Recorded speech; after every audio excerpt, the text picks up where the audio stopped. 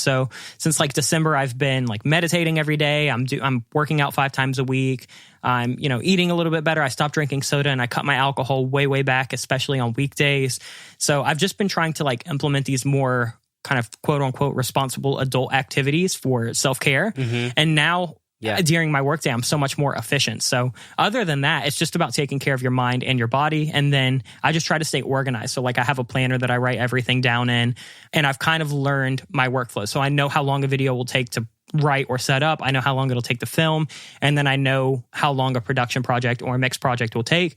And I just have to start being selective about things. There was a while that I would overbook myself just because I felt like I wanted to work on as much stuff, or I felt bad saying no. And within the past year, I've gotten a lot more selective. And ever since I did, I've been able to raise my rates a little bit, be a little bit more selective with projects. So I feel a little bit more fulfilled after everything gets done. I don't feel like I'm just pumping out productions. And then I'm able to focus a little bit more on make pop music. And it really helps that my wife works full time with me. So she's the one who edits all the videos, posts everything to the socials, kind of comes up with a content calendar and all the strategies. So really all I have to do is make a Facebook post a couple times a week and film the video, and she kind of takes care of the rest. So like 80% of my time is for clients and artist projects. And then I just do the NPM stuff kind of here and there. Like the sample packs and stuff like that. Like that's also just like whenever you have a moment to do it. Or are you getting help from other people as well? Yeah, so for the sample packs, up until very, very recently, I was doing everything myself. And I was just like, I got to the point where I was like, how many kick drums can I come up with? How many snare drums can I come up with? Like, I need help. So we did start for the last few packs kind of hiring out, and we'll just kind of hire producers that I really like. I'll just work for hire them and be like, hey, how much do you want for, if you send us 100 samples, or if you send us 20 presets or MIDI progressions. They just kind of give me a rate that they feel comfortable with, and then we kind of work it out. And that was a really big help. So that's probably the area that I do the worst about maintaining is like paid content. We probably don't make as much as we should be making with our audience, but I'd rather make too little paid content than too much, because we make the passive ad money from YouTube. Our sales on our website already do very well anyway. So we'll release new stuff a couple times a year, typically when we do like big sales. So like Black Friday, we'll normally release a couple things. Maybe Christmas, we release something. And then normally around the spring, we release something. So with that, it's all just about kind of finding what people want and then just setting that time aside. Like I know if I'm doing a preset pack for 100 presets, that'll probably take me 4 or 5 days of making everything. So I just schedule out a week, and then I schedule out one day to kind of revise everything, make the content, and then put it out. And then once it's out, it's kind of out there forever. There's really no more work to be done for it. Right, totally. Well, I know you got a lot of your inquiries via your Facebook group. People, you're obviously a known figure. How do you decide which of those artists you actually want to work with? Like, you're just talking about how you're being a little bit more selective these days about which artists you do take on. So how do you decide if it's a good fit or not? Yeah, it's a great question. What do you look for in those artists? Yeah, so I have this kind of workflow where if people DM me on Instagram or send me a message on Facebook, I just redirect them to my website because I have a contact form on there. And on the contact form, that gives them an opportunity to tell me who they are, what they're looking for, a link to check out any of their other stuff, kind of what budget they've allocated for the project, and then any other details like timeline, or if they have a demo that they can attach, kind of whatever. So by the time they fill that out, I'll get an automated message in my inbox, and they get one basically saying like, hey, thanks for filling it out. We received it. Just letting you know, like if it's a good fit, I'll reach back out to you and I'll schedule up a call or something like that. And if it's not a good fit, thank you so much for like filling the project out anyway. And sometimes I'll know immediately, like if the budget doesn't match, or if there's just a really weird vibe, like through the email, or they leave out details that I kind of specifically asked for. I kind of have this mindset of like, if communication doesn't feel easy from the start, I really don't have time to take that at the moment, because communication tends to be the one kind of big project holdup. Yeah. And so as long as everything feels good, the project seems good, they kind of give me a little bit of info about themselves where I can at least get a feel for them kind of as a person and as an artist. If it feels good, I'll kind of send them a link to set up like a call via like a Square appointment or a Calendly app or something like that.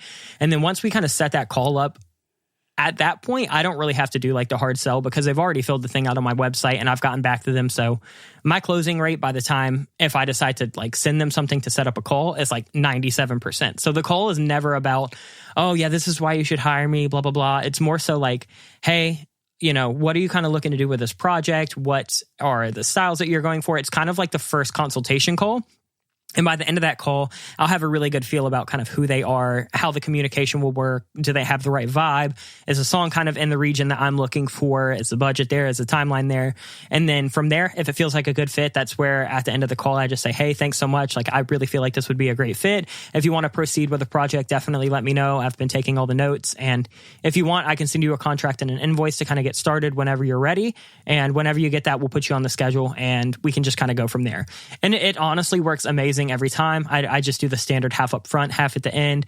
And unless they're kind of a bigger artist or it's something that I'm doing for like spec work, I don't typically take back end. I'll just do the upfront fee because the back end is just so much harder to track and is very, very rarely worth the extra effort unless the artist is going to be doing at least a few million streams. Right. Yeah, totally. That makes a lot of sense. What's your workflow, I guess, when it comes to starting a song? You know, what's the first thing you do when you're starting a song with another artist? Yeah, it really depends on kind of what stage the artist is at when they contact me. Some people just have a fragment of an idea and kind of want to build off of that. Some people have an entire demo that they've produced that's already got 80 tracks and they're just looking to kind of refine that. So as a producer, I found that I tend to do my job better when I'm flexible and kind of meet the artist's needs because they have a very particular workflow. And if I can adapt my workflow, I think that keeps the song better. So I kind of just see what stage we're at, kind of get, do y'all have any demos? Do you have any ideas? Is there anything to work off of, like a work tape? And let's say they don't. Like, let's say they're just like, no, I just love your sound. I love your style. I kind of want to build something from the ground up. At that point, that's when I'm like, okay, well, send me kind of a Spotify playlist of, if we finish this song, I want a playlist that this song would fit in. And then that kind of gives me a really good parameter to set of, Right. what kind of style are we going? Are we going for indie pop? Are we going for trappy? Are we going light, dark? And so once I get that playlist, I'll ask them for specific things like, are there any specific synth sounds that you kind of really like? Or are there any like vocal production things that you like? And that kind of gives me a little bit deeper dive into kind of, what kind of sonic aesthetic they're going for. And I kind of let them know, like, we're probably not going to match this exactly because that's a bit boring, but I'll try to find different implementations of things that are very, very similar that we can bring in a kind of original way for you. And typically, once I get the Spotify playlist for inspiration and once I get the kind of specific clips of like, hey, on Troye Sivan song, yada, yada, yada, yada, I like this at 3 minutes and 20 seconds. That gives me kind of all the notes I need. And then I'll just kind of send them my idea on paper of being like, yeah, I think that like this key, this kind of tempo, this kind of range would work. These are some of the elements I want to throw in. Let me know if this sounds right or if this sounds way off. That way I don't waste time in a session making something that's just not in the right ballpark. Once that gets approved, I just build it up through the chorus. We just kind of rework it until it feels really good up to that point, and then we talk about structure and flesh out the whole thing. And then typically we'll start writing the vocals after we have like the whole instrumental kind of fleshed out. If they already have a demo, it's a lot easier. It's typically just, what do you like about your demo? What do you not like about your demo? What are you looking for me to add?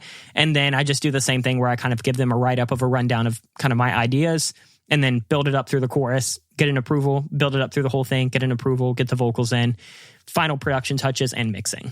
Yeah. So, I mean, I know you're working with a lot of people remotely. How are you able to get good vocals, from a distance? Like, because I feel like vocal production is massive. When you have a singer in the room and you're able to coach them to really get like that performance. How do you get performances when you're not in the same room as the person? Yeah. So typically what I'll do is if they are going to record themselves, that gives me a bit more flexibility because I can always have them re-record if it comes through and it's just not hitting right. I always kind of recommend that people, especially if they live in an area that has a couple solid studios, just book out like 2 hours, 3 hours and go record the vocals, at least the mains and the kind of the main melodies and harmonies. And if they do that, typically by the time they're going to track, I won't be there to kind of pick and choose kind of what takes or what vibe. I kind of leave that to them as an artist and whoever is producing the vocals. That's why I always tell people kind of when I'm working with them, like, hey, if you know a good vocal engineer and vocal producer, like we're definitely going to want to utilize that. And if they need recommendations and are in, a main city, I can always recommend a peer. I've got like a list of like 200 people that I'll just send anybody to at any given time.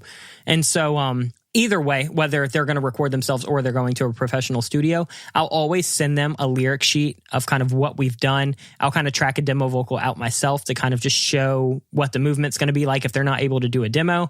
And then we'll always kind of recap and I'll say, hey, like I've highlighted these lines orange. That means that I want you to triple track the main melody and double track a harmony. I highlighted this line purple, so you're going to throw on a fifth during that. And we'll have a quick little phone call to make sure that they understand everything.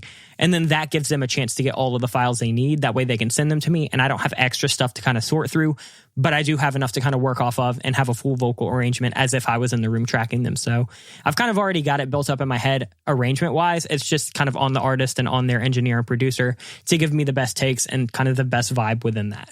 Yeah, it's cool. It's like the best of both worlds because you're a little bit hands-on and a little bit hands-off. You're letting other people kind of make some of those decisions for you, whereas you still have an idea of how it should be, and you're giving them those ideas very clearly. Right, exactly.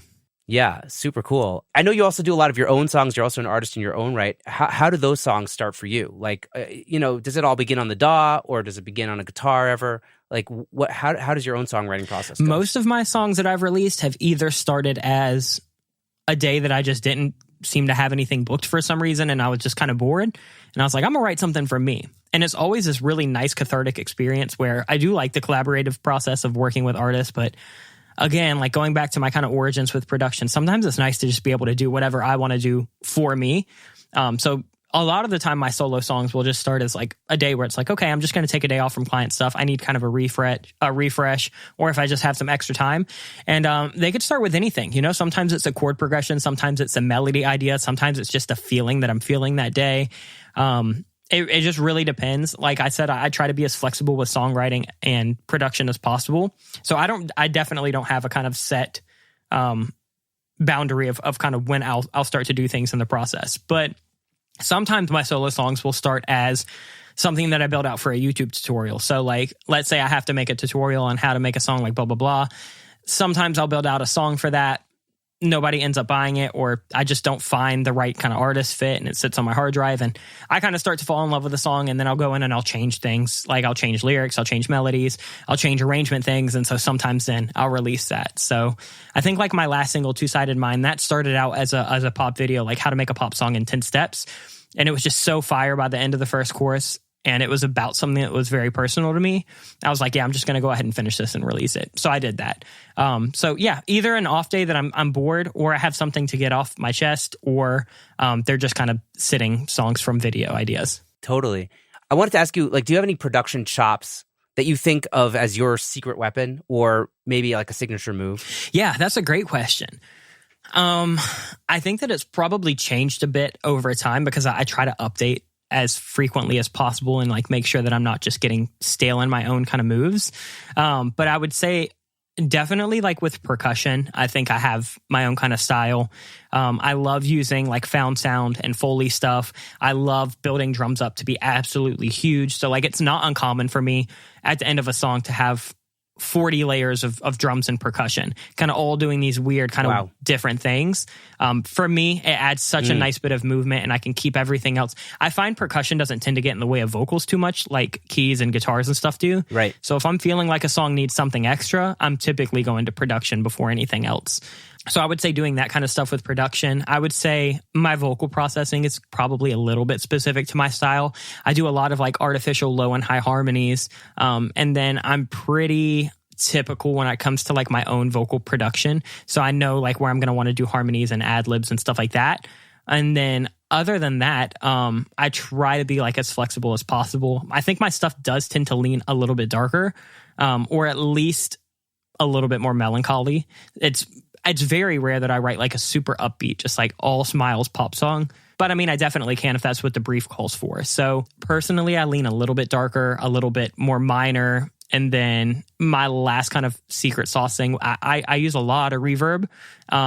Some people would probably say too much. I love just kind of getting things in their own space. I love the way that reverb kind of adds depth and adds sustain to things. I'm not a huge fan of super dry tracks unless it's going to be something really, really minimal, like, a loud song or something like that. So those are probably my main things, like build up percussion to be huge. Nice. Throw on a ton of reverb, and then just kind of do my own little vocal production as I see fit. Yeah. Do you have any favorite reverbs? Yeah, I kind of swap them out all the time. For a long time, Verb Suite was pretty much the only reverb that I was using. And I still love it. I use it all the time. If I'm wanting some kind of like hardware emulation of a reverb, 100%, specifically the BM7 in there. It's like my favorite reverb unit ever, the Bricasti. So I use that a lot. If I'm wanting something a little bit more customizable, or I just need something kind of minimal, I'll throw on Pro R from FabFilter, because I love that I can do a little bit of the EQing in there, and I love that you can kind of use the decay. Like you can decay it to an EQ. So like I can choose if I want 4K to last a little bit longer. So it's very good for like granular stuff. And then if I just need a little bit of vibe and I don't feel like messing with a bunch of stuff in Pro R or circling through a bunch of stuff in